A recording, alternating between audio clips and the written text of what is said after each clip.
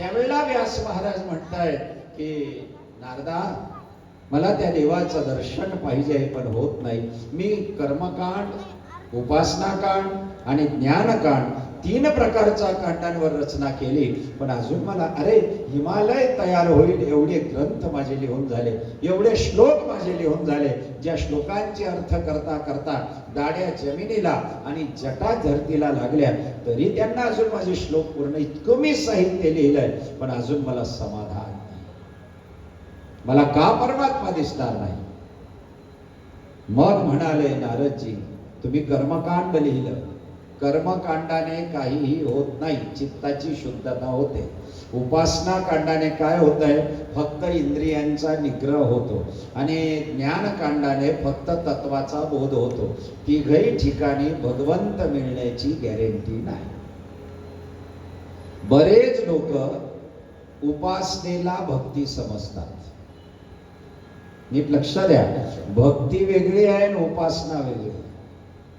मी रोज जे वाचून राहिलो ना, ते वाचून झालं म्हणजे लोक समजतात आमची भक्ती झाली. नाही, तुम्ही जे वाचताय ती उपासना आहे.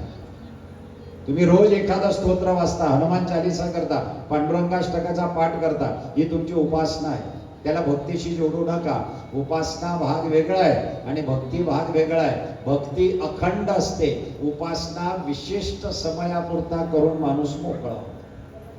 उपासनेला चालवावं लागतं, भक्ती हृदयामध्ये अखंड तेवत राहते.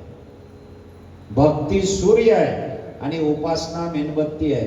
अंधार झाल्यावरच मेणबत्ती लावली जाते. म्हणून स्वामी समर्थ केंद्रात बघा, तुम्हाला ही समस्या असेल तर याचे पाठ करा, ती समस्या असेल तर याचे पाठ करा, या उपासनेने हे मिळेल. अंधार पडलं म्हणून मेणबत्ती लावा. सूर्य 24 तास आहे. नीट लक्ष द्या. म्हणून भक्ती अखंड आहे, उपासना तेवढ्या पुरता आहे. दोघांमध्ये गफलत करू नका. लोक उपासनेलाच समजतात माझी भक्ती झाली, माझं हे रोज वाचायचं असतं, मला हे एवढं करायचं असतं, तेवढं माझं वाचून झालं.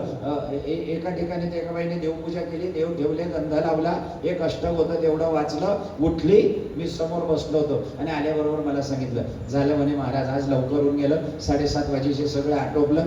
एकदा ही कटकट मिटली की दिवसभर मी मोकळी. कटकट काय देवपूजेला शब्द वापरला त्याने, कटकट. उपासना वेगळी आहे. उपासनेला फळाची अपेक्षा असते. म्हणून तुम्ही गणपती स्तोत्र बघा, प्रणम्य शिरसा दैव गौरी पुत्र विनायकम, याच्या शेवटी फळ दिलेलं आहे, पुत्रार्थे लभते पुत्रम मोक्षार्थे लभते गतिम. तुम्ही हे वाचाल तर तुम्हाला पुत्र प्राप्त होईल, हे वाचाल तुम्हाला मोक्ष. अष्टभ्या 8 वेळा लिहून ब्राह्मणांना दान करा तर तुम्हाला हे मिळेल, त्याची फलश्रुती आहे. हरिपाठामध्ये फलश्रुती नाही.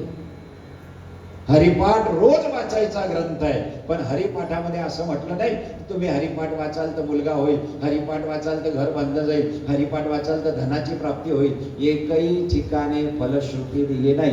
हरिपाठाची फलश्रुती एवढीच आहे फक्त, कोणती? नित्य पाठ करी इंद्रायणी तीरी होय अधिकारी सर्वता तो. हरिपाठ कीर्ती मुखे जरी गाय आणि पवित्रची होय देह त्यांचा. धन मिळणार नाही, मुलगा मिळणार नाही, म्हणून हरिपाठ भक्ती आहे, गणपती स्तोत्र उपासना. ज्ञानदेव म्हणे दोघांमधला भेद आहे.